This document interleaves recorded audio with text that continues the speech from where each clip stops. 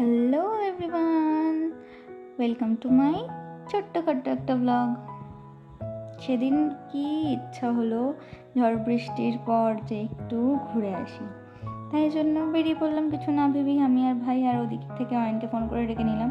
অয়নদের বাড়ির ওদিকেই যাচ্ছিলাম।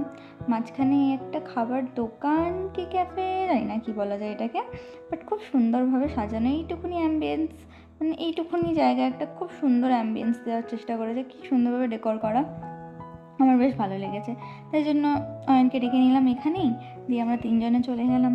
যেতেই তো আর খাবার দোকান, এবার ভালো ভালো তো খাবার অর্ডার দিতেই হবে। তাই জন্য যেহেতু বিকেলবেলা মানে সন্ধ্যেবেলা করে কথা আর কি, তাই জন্য মোমো দিয়ে দিয়েছিলাম গরম গরম, আর চিকেন পকোড়া।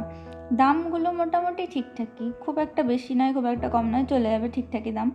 আর টেস্টটাও চলে যাবে, খুব একটা খারাপও নয় ভালোও নয়, মানে ঠিকই বলবো, মোটামুটি একটা টেস্ট ছিল যেরকম আর কি হয় লোকালে। বেশ ভালোই লাগছিলো খেতে।